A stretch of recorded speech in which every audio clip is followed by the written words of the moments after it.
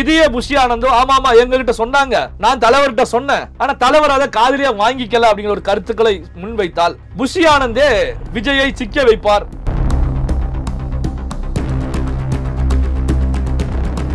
பிளைட்டை பிடிச்சு வந்தாங்க, இறங்கி பார்த்தாங்க, மறுபடியும் கிளம்பி போயிட்டாங்க அந்த உல்லாச பயணத்தை தொடர்வதற்கு. அப்போ பாத்தீங்கன்னா இங்க இந்த ஒரு இன்சிடென்ட் நடந்திருக்கு, ஒட்டுமொத்த தமிழகமே தத்தளிச்சுக்கிட்டு இருக்கு. ஆனா துணை முதலமைச்சர் இப்போ நம்ம மாநிலத்துல இல்ல.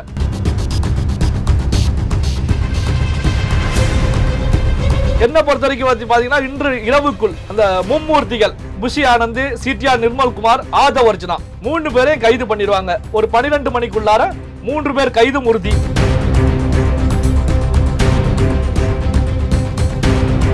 நாலு முகம் தான். அந்த 4 முகத்துல 3 முகத்தை தூக்கிட்டாங்க அப்படின்னா ஒற்றை முகமாக விஜய் மட்டும்தான் வெளியே இருப்பாங்க. இதற்கான வேலைகள் நடந்துகிட்டு இருக்கு அப்படிங்கிறது வெளிப்படையாகவே தெரிந்த உண்மைதான். இதைத்தான் சாமானிய மக்களும் பார்த்துட்டு இருக்காங்க.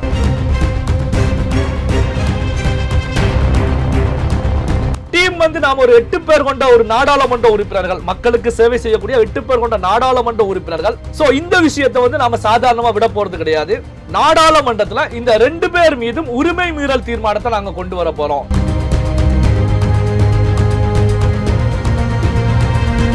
இதுல யார் ஸ்கோர் பண்ணினாங்க அப்படின்னா அண்ணாமலை அவர்கள். ஆனா அண்ணாமலைக்கு மட்டும்தான் அந்த டீமை பொறுத்த வரைக்கும் அண்ணாமலை பின்னாடியே பயணிச்சுட்டு இருக்காங்க. இப்போ நயனா நாயந்தன் பின்னாடி பயணிக்கல.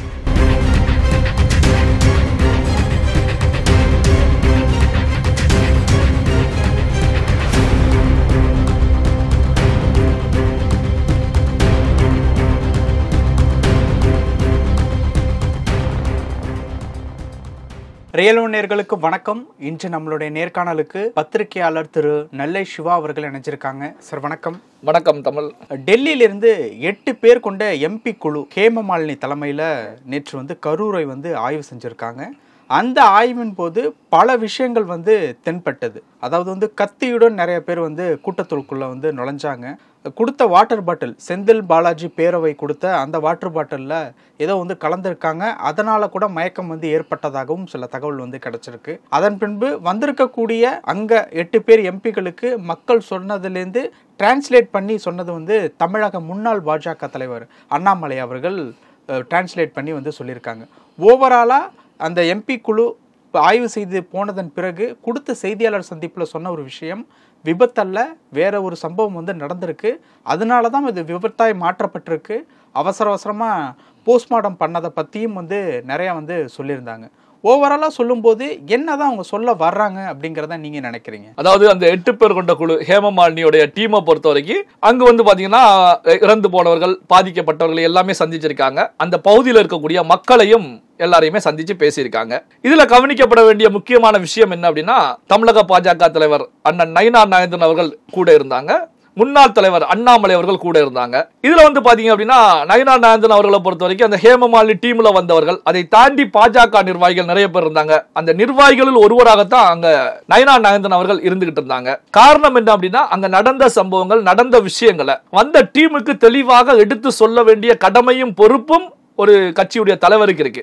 ஆனா அந்த விஷயத்துல நயினார் நாகேந்திரன் அவர்கள் கோட்டை விட்டு விட்டார் அப்படிங்கிறது தான் அங்க நடந்த சம்பவங்களை பார்த்து நாம தெரிஞ்சுக்க முடியுது. இதுல யார் ஸ்கோர் பண்ணினாங்க அப்படின்னா அண்ணாமலை அவர்கள். நடந்த சம்பவத்தை டிரான்ஸ்லேட் பண்ணி அங்க வந்த ஹேமமாலினி டீமுக்கு எடுத்து சொன்னது எல்லாமே அண்ணாமலை தான். அதே நேரத்தில் பாத்தீங்கன்னா அண்ணாமலை தான் இந்தந்த பாயிண்ட்லுக்கு போகலாம், இங்க இருக்கக்கூடிய மக்களை சந்திக்கலாம் அப்படின்னு சொல்லி கூட்டு போய் அந்த மக்களை சந்தித்து அந்த மக்கள் சொன்ன தகவல்களை எல்லாம் கேதர் பண்ணி டிரான்ஸ்லேட் பண்ணி அங்க எக்ஸ்பிளைன் பண்ணிருக்காங்க. அப்போ பாத்தீங்கன்னா அண்ணாமலை தான், அண்ணாமலையுடைய ஃபேஸ் தான் அங்கேயும் ஒரு ஹைலைட்டா ஒரு ஃபோக்கஸா மீடியாக்கள்ல வலம் வந்துட்டு இருந்துச்சு. இந்த சம்பவம் அண்ணாமலையுடைய மாவட்டத்துல நடந்திருக்கு, கரூர் மாவட்டத்துல நடந்திருக்கு. அரவக்குறிச்சி, கரூர் மாவட்டம் அந்த சரௌண்டிங் அப்படிங்கிறதுனால அண்ணாமலை அவர்களும் இந்த விஷயத்தை சாதாரணமா கடந்து போக முடியாது. ஏன்னா அண்ணாமலை அவர்களிடத்திலையும் பல கேள்விகள் இருக்கு. ஏன்னா கரூர்லயே அண்ணாமலைக்குன்னு தனிப்பட்ட ரசிகர்கள் அப்படின்னு தான் சொல்லுவேன். ஏன்னா ஒரு அரசியல்வாதியை பொறுத்த வரைக்கும் கட்சியில தொண்டர்கள் இருப்பாங்க. ஆனா அண்ணாமலைக்கு தொண்டர்களை கடந்து ரசிகர்கள் இருக்காங்க. ஏன்னா அண்ணாமலை பதவியிலிருந்து வெளியே வந்த பிறகு அதன் பிறகும் அண்ணாமலை கூட பயணிச்சுக்கிட்டு இருக்காங்க. அப்ப பாத்தீங்கன்னா யாராவது ஒருவர் தலைவராக இருந்தால் அவருக்கு பின்னாடி வந்து தொண்டர்கள் நிர்வாகிகள் எல்லாம் இருப்பாங்க. தலைவராக வெளியே வந்த பிறகு அந்த டீம் வந்து மறுபடி மீண்டும் புதிதாக வரக்கூடிய தலைவர் பின்னாடி பயணிப்பாங்க. இப்போ கடந்த காலத்துல வந்து எல் முருகன் இருந்தாங்க, தமிழிசை சவுந்தரராஜன் இருந்தாங்க, பொன்னார் இருந்தாங்க. அந்த டீம் எல்லாமே அடுத்த தலைவர் அப்படின்னு போயிட்டாங்க. ஆனா அண்ணாமலைக்கு மட்டும்தான் அந்த டீமை பொறுத்த வரைக்கும் அண்ணாமலை பின்னாடியே பயணிச்சுட்டு இருக்காங்க. இப்போ நயனா நாகேந்திரன் பின்னாடி பயணிக்கல. இப்போ நயனா நாகேந்திரனை பொறுத்த வரைக்கும் அங்க ஏதோ 100ல் ஒருவராக அங்க நின்னுகிட்டு இருந்தாங்க. அவரும் வந்து ஏதோ வேடிக்கை பார்க்க வந்த நபரா அப்படிங்கிற கேள்வி கூட உருவாயிட்டு தான் இருந்துச்சு. நீங்க தான் அங்க ஆக்டிவா செயல்பட வேண்டியவர், அங்க செயல்படல. நாம சொன்னது போலதான் அந்த கரூர் மாவட்டத்தில் அண்ணாமலைக்கு பர்சனலாக கிடைத்த விஷயங்கள் எல்லாமே நேரடியாக கூட்டிட்டு போய் இந்த டேட்டாக்கள் என்கிட்ட இருக்கு, இந்த ஃபுட்டேஜ் எல்லாம் என்கிட்ட இருக்கு, சோ இவர்கள்ட்ட எல்லாம் நம்ம பேசலாம் அப்படின்னு சொல்லி பேச வச்சு தெளிவான ஒரு தகவலை கொடுத்திருக்காங்க. இந்த டீமை பொறுத்த வரைக்கும் செய்தியாளர்கள் சந்திப்புல பேசும்போது நீங்க சொன்னது போலதான் பல சந்தேகங்களை எழுப்பி இருந்தாங்க. இதுல வந்து ஹைலைட் ஆன விஷயம் அப்படின்னு நம்ம எடுத்துக்கிட்டோம் அப்படின்னா எம்பி தேஜஸ்வி சூர்யா தெரிவிச்ச தகவல் தான். நாம வந்து கரூர் மாவட்டத்தில் காவல்துறை கண்காணிப்பாளர் இடத்திலையும் கலெக்டர் இடத்திலையும் வந்து என்ன நடந்துச்சு அப்படின்னு பேசுவதற்காக முயற்சி பண்ணோம். ஆனா வந்து 2 பேர்கிட்ட இருந்துமே ரெஸ்பான்ஸ் வந்து எங்களுக்கு கிடைக்கல. அவங்க எதுவுமே பேசல. சோ இந்த விஷயத்தை வந்து நாம சாதாரணமா விட போறது கிடையாது. நாடாளுமன்றத்துல இந்த 2 பேர் மீதும் உரிமை மீறல் தீர்மானத்தை நாங்க கொண்டு வர போறோம். என்ன காரணம் அப்படின்னா ஆட்சியில இருக்கக்கூடிய ஒரு தேசிய கட்சியுடைய டீம் வந்து நாம ஒரு 8 பேர் கொண்ட ஒரு நாடாளுமன்ற உறுப்பினர்கள், மக்களுக்கு சேவை செய்யக்கூடிய 8 பேர் கொண்ட நாடாளுமன்ற உறுப்பினர்கள் அரசு அதிகாரிகள் இடத்துல கேட்கும் போது கூட அரசு அதிகாரிகள் ரெஸ்பான்ஸ் பண்ண மாட்டேங்கிறாங்க. அதுவும் 41 பேரை பலி கொண்ட சம்பவம். பாத்தீங்கன்னா இந்த விஷயம் நாடாளுமன்றத்துக்கு போறது அப்படிங்கிற ஒரு தகவலையும் நாம பார்க்கலாம். அப்ப வந்து பாத்தீங்கன்னா இந்த அரசு அதிகாரிகள் என்ன காரணத்துக்காக ரெஸ்பான்ஸ் பண்ணல அப்படிங்கும் போது முரண்பட்ட தகவல்களை நாம சொல்லிடக்கூடாது. நாம ஏதாவது ஒண்ணு சொல்ல போக தமிழக அரசாங்கம் வேறு விதத்தில் ஒரு தகவலை சொல்லும் போது இது வந்து ஒரு அவர்களுடைய எதிர்காலத்துக்கே கேள்விக்குரிய உருவாக்கம் அப்படிங்கிற சிந்தனையின் அடிப்படையில கூட அவங்க ஏதாவது தகவலை பகிர்ந்து கொள்ள வேண்டாம் அப்படிங்கிற அடிப்படையில் அவங்க அவாய்ட் பண்ணிருக்கலாம் அப்படிங்கிற கேள்விகளும் இருக்கு. தேஜஸ்வி சூர்யா வந்து 5 முக்கியமான கேள்விகளையும் முன் வச்சிருக்காங்க. அதுல வந்து எல்லாரும் கேட்கக்கூடிய கேள்விகள் அப்படின்னாலும் இந்த டீம் முன் வைத்தது வந்து ஒரு ஹைலைட் ஆன விஷயம் தான். எதுக்கு மின்தடையை கட் பண்ணீங்க, ஏன் வந்து ஒரு கூட்டம் அதிகமாக கூடும்னு தெரிஞ்சும் இந்த இடத்தை கொடுத்தீங்க, அதே நேரத்தில் விஜய் அவர்கள் வந்த பிறகு அந்த லோக்கல்ல இருந்து பெருமளவுல ஒரு கூட்டம் உள்ள இறங்கி இருக்கு, இந்த கூட்டம் யார் அப்படிங்கிற பல்வேறு கேள்விகளையும் அடுக்கடுக்கா முன் வச்சிருக்கேன். தூரத்துல இருக்கக்கூடிய அரசு மருத்துவமனைக்கு எடுத்துட்டு ஏன் போனீங்க, ஒரு எமர்ஜென்சி அப்படின்னா ஒரு ஆம்புலன்ஸை பொறுத்த வரைக்கும் முதலுதவி அப்படிங்கிற அடிப்படையில் அருகாமையில் இருக்கக்கூடிய ஹாஸ்பிட்டலுக்கு தான் போவாங்க. அப்போ அருகாமையில் பிரைவேட் ஹாஸ்பிட்டல் இருக்கு. ஆனா வந்து நீங்க கவர்மெண்ட் ஹாஸ்பிட்டலுக்கு தான் போயிருக்கீங்க. அந்த போற இடைப்பட்ட தூரத்துல கூட அந்த சீரியஸா இருக்கக்கூடிய நபர்களுடைய உயிர் போயிருக்கலாம். ஏன் நீங்க அங்க எடுத்துட்டு போனீங்க? இந்த போஸ்ட்மார்டம் அவசரமாக செய்யப்பட்டதுக்கான காரணம் என்ன அப்படின்னு அடுக்கடுக்கான கேள்விகளை முன் வச்சிருக்காங்க. அதே மாதிரி வந்து இந்த வாட்டர் பாட்டில் விஷயத்தையும் முன் வச்சிருக்காங்க. அங்க மக்களுக்கு டிஸ்ட்ரிபியூட் பண்ணப்பட்ட வாட்டர் பாட்டில்ல ஏதாவது இருக்குமா அப்படிங்கிற சந்தேகம் இருக்கு அப்படிங்கிற கருத்துக்களையும் முன் வச்சிருக்காங்க. சோ அப்ப பாத்தீங்கன்னா இந்த டீம் எழுப்பக்கூடிய கேள்விகளை பொறுத்த வரைக்கும் இதோட முடிய போறது கிடையாது. இந்திய நாடாளுமன்றத்திலையும் இது எதிரொலிக்க போகிறது. இந்த டீம் வந்து இந்த விஷயத்தை அடுத்து என்ன கட்டத்துக்கு எடுத்துட்டு போறாங்க, ஜேபி நட்டா ரிப்போர்ட் கொடுப்பாங்க. ஜேபி நட்டா மத்திய அரசாங்கத்திலும் நீதிமன்றத்திலும் கொடுப்பதற்கான வாய்ப்புகள் இருக்குது. ஏன்னா அடுத்த கட்ட நகர்வுக்கு போவாங்க. இப்போ வந்து பாத்தீங்கன்னா இந்த சம்பவம் குறித்து நம்ம இந்த வீடியோ பேசிட்டு இருக்கும் போது சற்று முன் செந்தில் பாலாஜி வாய் திறந்திருக்காங்க. செய்தியாளர்கள் சந்திப்பு. அதுல வந்து இது வந்து அரசியலா நாம பார்க்க கூடாது. லோக்கல்ல இருந்தவங்களை பொறுத்த வரைக்கும் ஒரு 31 பேர் கரூர் மாவட்டத்தை சேர்ந்தவங்க, 27 குடும்பங்களை சேர்ந்தவங்க, எனக்கு ஏற்கனவே அறிமுகமானவங்க, வேறு விதமான வேலைகளுக்காக என்கிட்ட வந்து முன்கூட்டியே வந்த நபர்கள் கூட அதுல இருக்காங்க. இல்ல திமுக நபர்களும் இந்த கூட்டத்துக்கு போயிருக்காங்கங்கறத சிம்பாலிக்கா சொல்ற மாதிரி இருக்கு. இல்ல அதுதான், அதாவது வந்து பாத்தீங்கன்னா வந்தவங்க அவங்க கூட வந்து வேடிக்கை பார்ப்பதற்காக அங்க போறாங்க.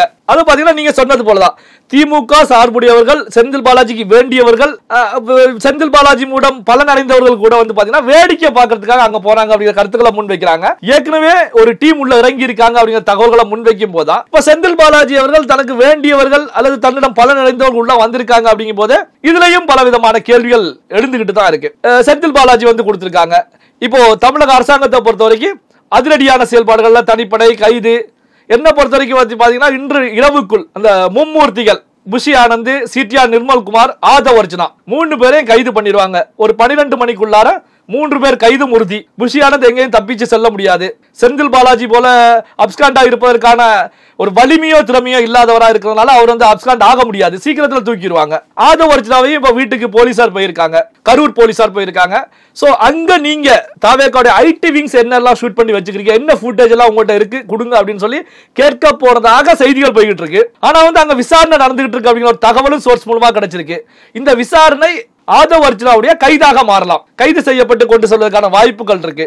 அப்போ பாத்தீங்கன்னா விஜய்க்கு அடுத்த லெவல்ல இருக்கக்கூடியவர்கள் எல்லாமே இன்று இரவுக்குள்ள கைது செய்யப்பட்டு விடுவாங்க. அப்போ பாத்தீங்கன்னா விஜய் மட்டும்தான் ஒண்டியா இருக்க போறாங்க. ஏற்கனவே விஜய் சொல்லிட்டாங்க, ஆபீஸுக்கு வாங்க இல்ல வீட்டுக்கு வாங்க, நான் இருக்கேன், பழி வாங்குறேன்னா வாங்குங்க அப்படின்னு. ஆனால் என்னுடைய பார்வைப்படி விஜய் மீது கை வைப்பதற்கான வாய்ப்புகள் ரொம்ப ரொம்ப குறைவு. விஜயுடைய கட்சியுடைய செயல்பாட்டை முடக்குவதற்கு நெருக்கடி கொடுப்பதற்கான ஒரு வாய்ப்புகள் இருக்கும் அப்படின்னு சொல்லி தான் நான் பாக்குறேன். விஜய்க்கு கைதை தவிர மற்றது எல்லாம் நடக்கும்னு எடுத்துக்கலாமா? ஆமா, அது போன்ற ஒரு பார்வை தானே இருந்துட்டு இருக்கு. இப்போ சாமானிய மக்களுக்கு கூட தெரியும் என்ன அப்படின்னா வந்து கட்சிக்கு அடுத்த நிலையில இருக்கக்கூடியவர்களுடைய கைது, இப்ப தனிப்பட 3 தனிப்பட அமைச்சிருக்கோம் அப்படின்னா கட்சியுடைய பொதுச் செயலாளர், துணை பொதுச் செயலாளர் அப்படிங்கும் போது 2ஆம் கட்ட தலைவர்கள் கீழே இருக்கக்கூடிய எல்லாமே கைதாகிறாங்க இல்லையா? இப்போ பாத்தீங்கன்னா தாவேக்காவுல வெளியே தெரிஞ்ச ஃபேஸ் அப்படின்னாலே ஒரு 4 முகம் தான். அந்த 4 முகத்துல 3 முகத்தை தூக்கிட்டாங்க அப்படின்னா ஒற்றை முகமாக விஜய் மட்டும்தான் வெளியே இருப்பாங்க. இதற்கான வேலைகள் நடந்துகிட்டு இருக்கு அப்படிங்கிறது வெளிப்படையாகவே தெரிந்த உண்மைதான். இதைத்தான் சாமானிய மக்களும் பார்த்துட்டு இருக்காங்க. தற்பொழுது இந்த 3 பேர் கைது செஞ்சாங்க அப்படின்னா குறைந்தது ஒரு வாரத்திற்காவது சிறையில் இருக்கக்கூடிய ஒரு சிச்சுவேஷன் ஏற்படும், தொடர் விடுமுறை காரணமா. இந்த 1 வாரம் காலம் சிறையில் இருந்தாங்கன்னா அடுத்து என்னவா இருக்கும் அந்த அடுத்த மூவ்? விஜய் அவர்களை பொறுத்த வரைக்கும் விஜயை வரவேற்பதற்கு தேசிய கட்சிகள் 2மே காங்கிரசும் பாஜகவும் சிவப்பு கம்பளம் விரிச்சிட்டு ரெடியா இருந்துட்டு இருக்காங்க. விஜய் தான் அங்க போகாம இருந்துட்டு இருக்காங்க.